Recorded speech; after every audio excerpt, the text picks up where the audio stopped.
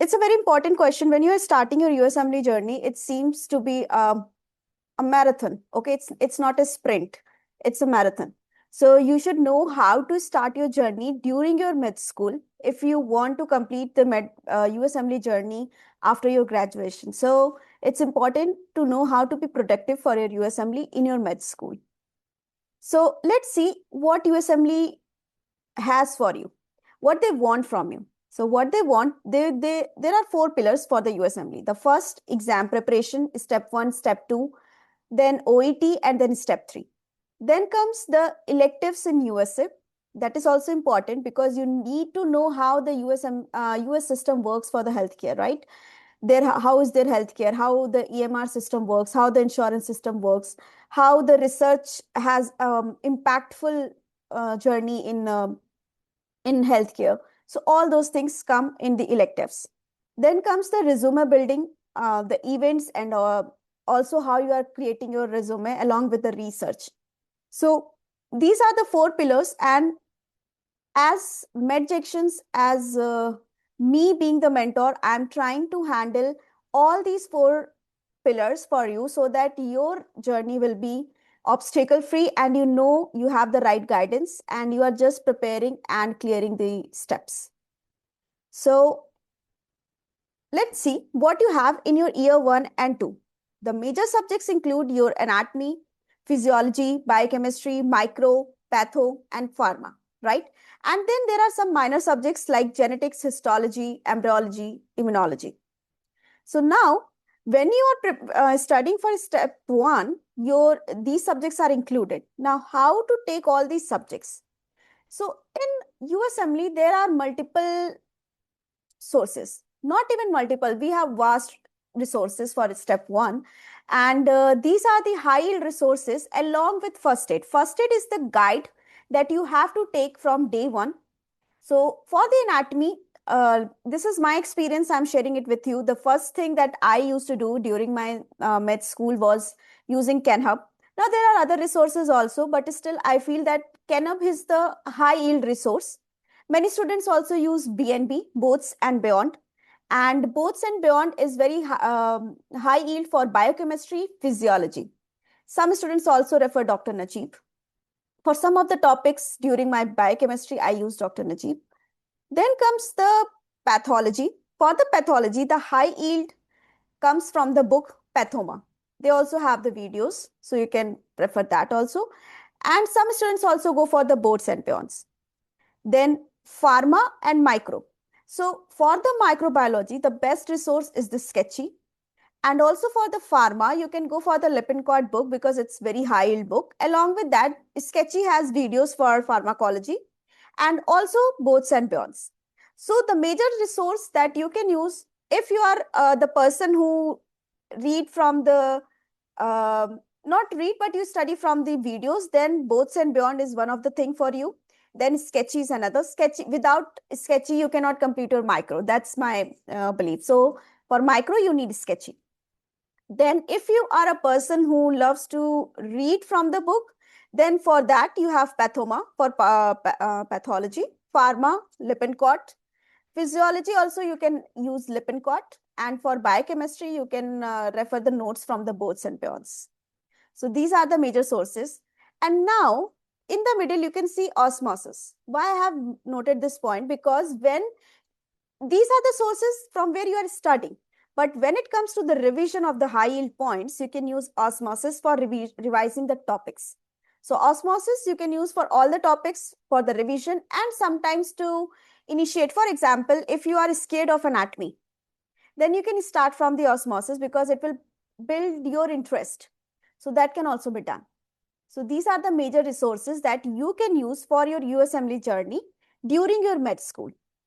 Now, coming to the third year and fourth year. Now, it can be fifth year also. So you have the major subjects that come the clinicals, right? Internal medicine, surgery, family medicine, pedia, OBGYN, psychiatry. And then there are other subjects also like ethics, patient safety. These are the topics that you will be covering even in the step 1 and in the step 2. Now, these are the major subjects that you cover in step 2. Now, when I'm talking about these subjects, it means that you have already covered the basics, and now you are making into the clinical transition. Okay. So for these subjects, the major resource that comes, these are the three resources: osmosis for the revision, ambos, and also the Harrison's Book of Medicine. Because without Harrison's, your electives, your um, major subjects won't be able to complete, because that is the very high yield book that covers not every exam, not only just USMLE, but if you are preparing for any other exam, including Indian exam, even including your FMG exam, any exam, Harrison's book is that handy book. So Ambos is also another resource that you can use for step one. But the major point is that initially you have to cover your subjects, and you need a high yield resource, because medicine is very vast. Then how you should know how to cover the subjects? So even at the medjections, I try to focus on the high yield topics and how to crack that. And with that comes the very important point. Before time learning, I would like to talk about how to start with the USMLE journey. So these are the four pillars again for USMLE. The first thing, learning tips. You should know what topic you should learn. And for here comes the first aid. First aid will tell you what topics you have to cover in each subject and what are the things that you have to cover in each topic. Okay. Then the memory tips. Memory tips comes when you start revising. Okay. Then scheduling tips. Scheduling means there are a lot of subjects and how you have to cover and manage. That comes here. And then the assessment tips. Assessment tips where NBMEs come into play. Then U World self-assessment and other points. So these are the things. Now the very important question that I left behind is the time management. Because in the med school, we have a lot of things. We have multiple things to do, not just the projects, classwork, and things, but even you need time for yourself. And at that period, you also have to study, self-study for the exam. So it's really not easy. So here it's a very important a scientific based time management skill that you can manage. Okay. Now here is, you can see the urgent and important matrix. What does this mean? Every day when you wake up, I always tell every student that when you are waking up, you should have three goals in the mind. For example, if you are preparing for USMLE and today you have to prepare for cardiology and you have three topics in there, then the first thing you have to do is to cover those three topics when it comes to your USMLE journey. The second thing, urgent thing that comes is your school work. For example, you have some project to submit today, or you have some meeting, or you have some small test or exam or something, then you have to prepare accordingly. So that section comes in the important and the urgent section. So as I said, you should have three goals. The morning goal that you should mention, you should have a to-do list. The three goals, that is important and the urgent. Now, second thing comes important but not urgent. Means they are important for your resume. For example, your research work, but they are not that urgent. That can go into your evening works. Okay. Then maybe networking, or maybe you are having this meeting. That's why we kept this meeting in the evening, because it was important, but it was not urgent. Then talking to your mentor, it might be. Then managing your work for the next day. Those things come under important but not urgent, not urgent. So when I'm talking about important and urgent, it means you have to cover this in the early 6 hours when you wake up. The first 6 hours when you wake up, your urgent work should be done. Then comes not urgent. Now, this is something that um, up to 80% you can control, but then comes things that you cannot control. For example, some urgent thing comes, although they are not important, but then you have to come. For example, some emergencies, or some um, surprise test, or some work that you have to submit the next day because of the change in the timeline or something. So all those things come as the urgent. So then you have to manage that thing also. So again, your evening time may include all these work. And the last section, the yellow section, when I see this, I always practice this, and I always recommend you, that is not an urgent and not important. The major thing that we are into, that the time that goes into vain, is the social media. So how can you control that? Firstly, you have to control it by putting the we have these time controlling apps where you can put it for 15 minutes, 10 minutes, and that can be shifted to the evening. I know it's hard, but if you start doing this, you have a lot of time for your work. So that is another thing. Then second thing, if you have something like going out with your friends, you can do it in your weekends, not like on a daily basis, or maybe if it's something urgent, then it's okay, but you can reduce your comfort activities. That's what you have to do when you are preparing for any exam. So it's not like other exams. USMLE, as I said, USMLE is a marathon, not a sprint. Sprint exams are like FMGs, NEET PG exams.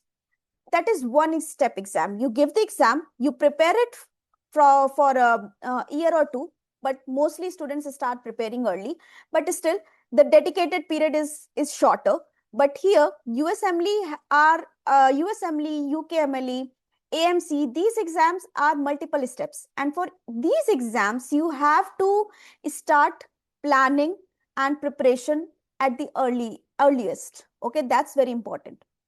So this time management is really useful for medical students, and you should try practicing it.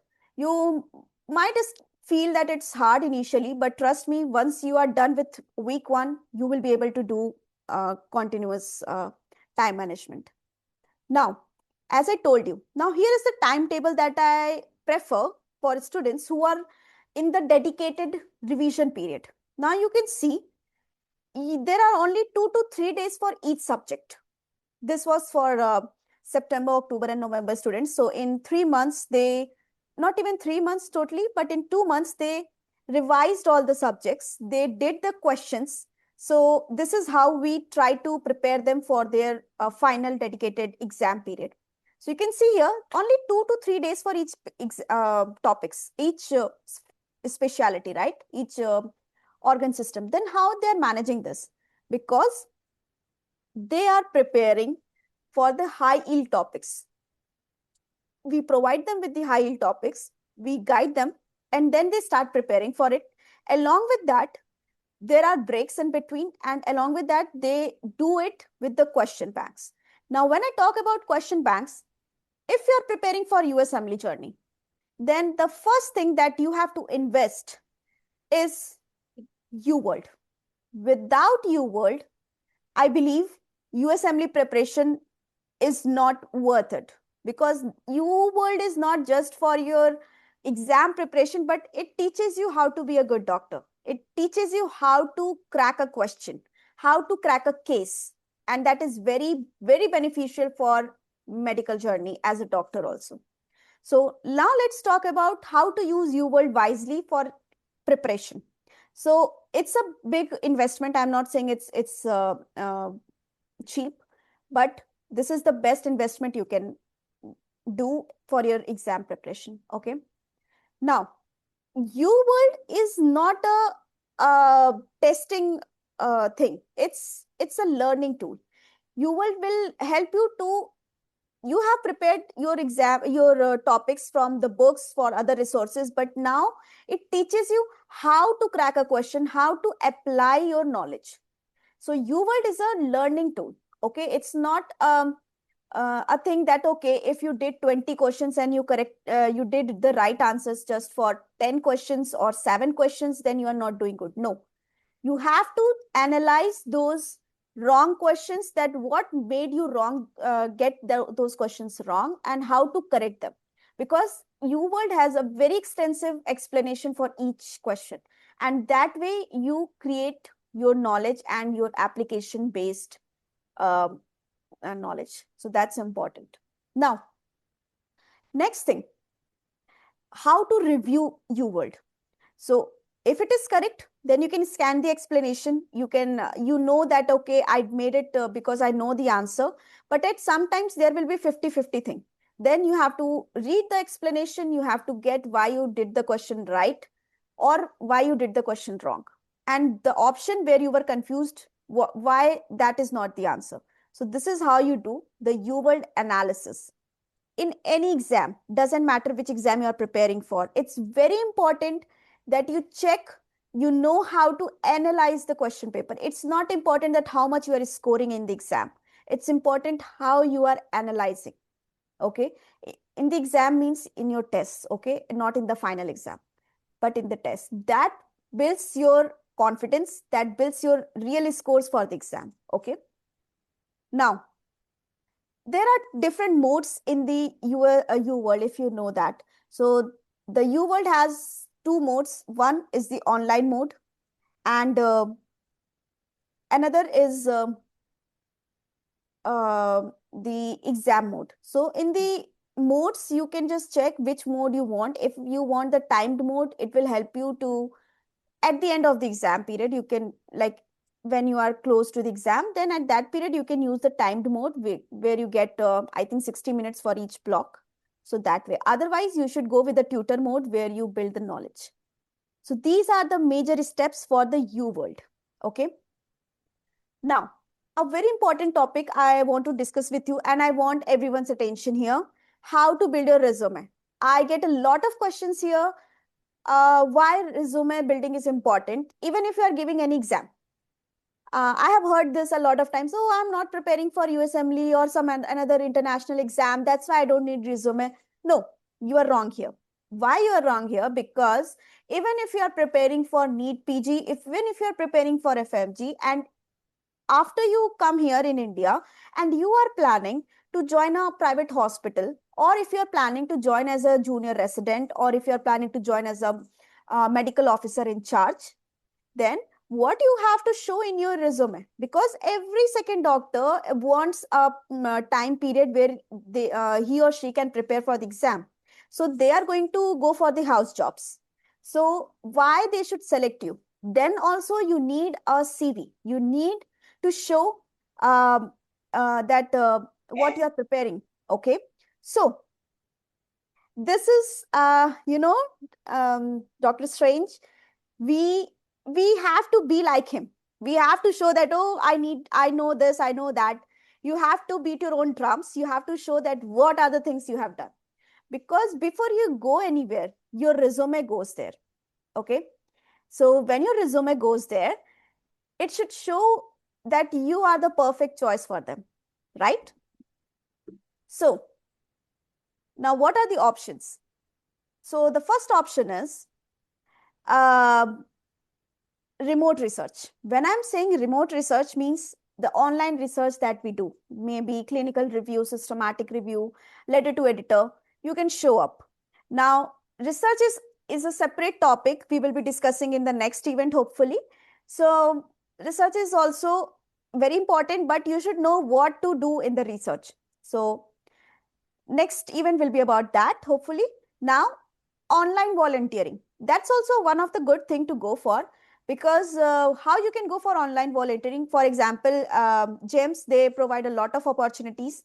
Then even at the medjections, we keep providing the volunteer opportunities for different events that come, and we try to provide opportunities for the students.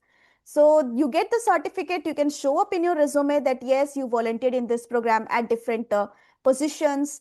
Then you can also, once you are back to India, you can join IMA, where you can be the part of the team, you can work with them, and you can get the volunteer certificates. Then tele rotations. Yes. As I said, there will be another event. So in there, I will be talking about tele rotations that are for free, and you can use to search for yourself that what are the for example, you are confused, what are the fields and in which field you are more interested. For example, you like cardiology and you also like hematology, but you are not sure in which field I should apply for. In that cases, telerotations are really, really helpful.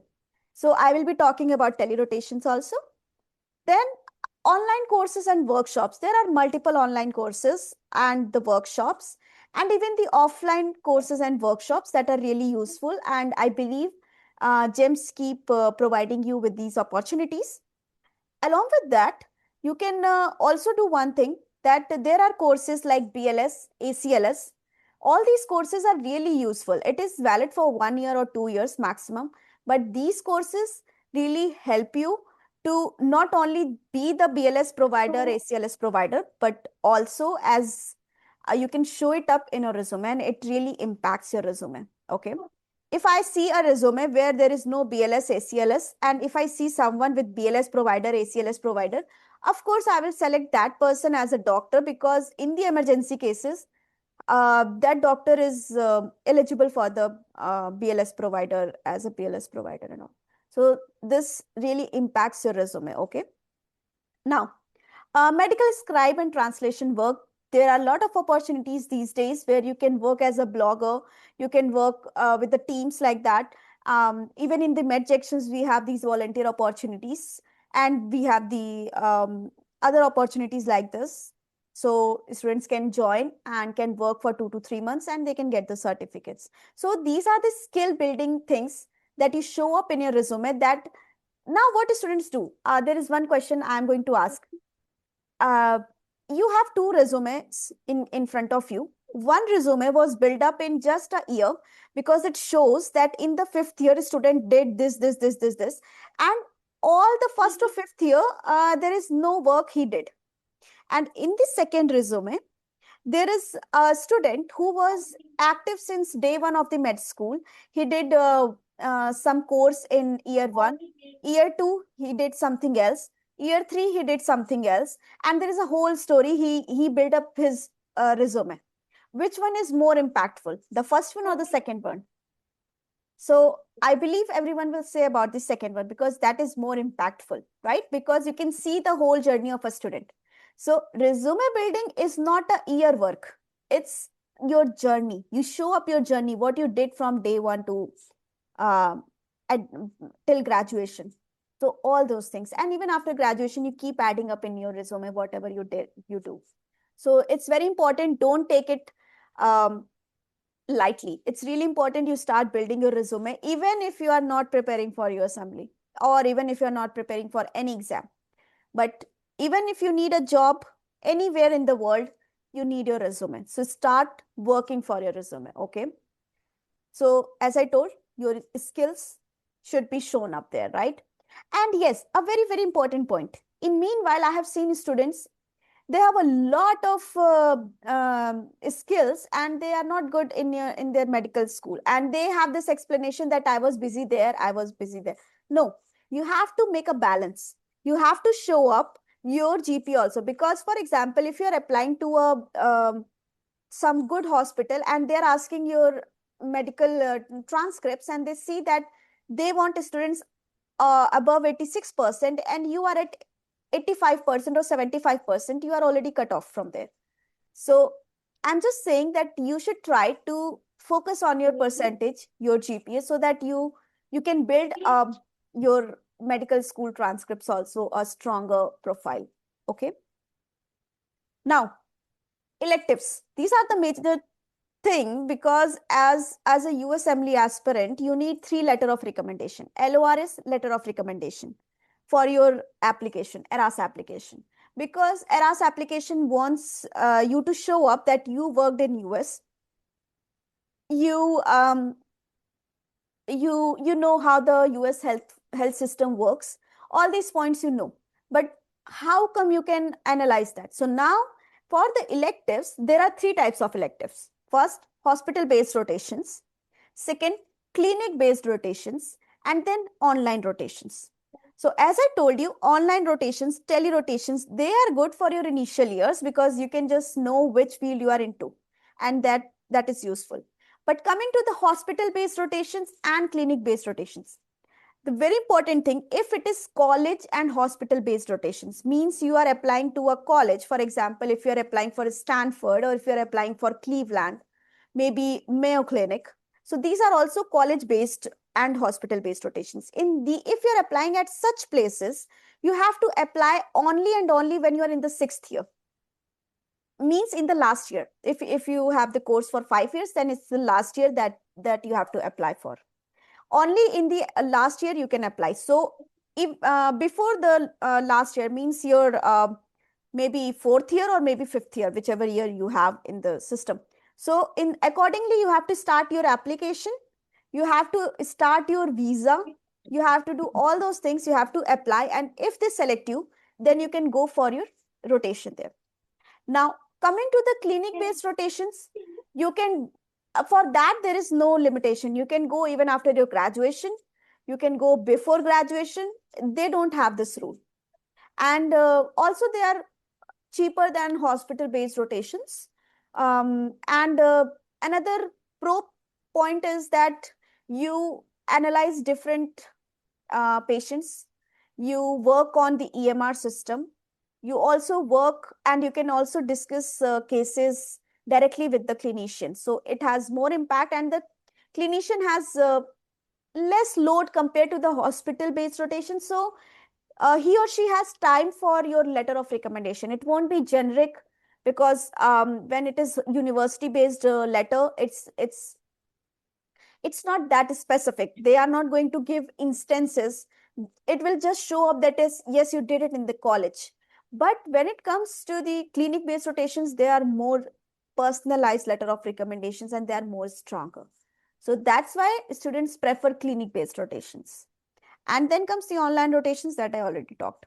Now, if you're applying for a USMLE journey, what is the first thing that I will recommend you is visa application, because visa has a lot of issues. You are going to face these things. So the first thing, early basis, what you can do is you can go for the visa application. That's very, very important. Now, on what basis you are going to apply for the visa? There are two ways. One, you can apply on the basis of rotation application. And another thing, you can apply if you are going there for any conference. These are the two ways you can get your B1, B2 visa for US. Okay. And that's very important, because the interview timing is very extended these days because of sometimes it's diplomatic issues, sometimes it's overloaded applications. So it might take around and even 1.5 years sometimes to get the interview period. So it's very important to get your visa application done at the earliest basis. So this is the lesson I learned from my experience. Even I did it like it's been 4 years now, but I would say that you should do on the earliest basis. 3 to 4 years time period is something, because the regulations and the rules keep changing. Now, the last point comes interview prep and the documents. Now, why I told you about rotation and conference, because at that time you have to show why you are going to US. And at that time, you must be having some clinic-based rotation application that, yes, they have selected you, or the hospital-based, and also for the conference thing.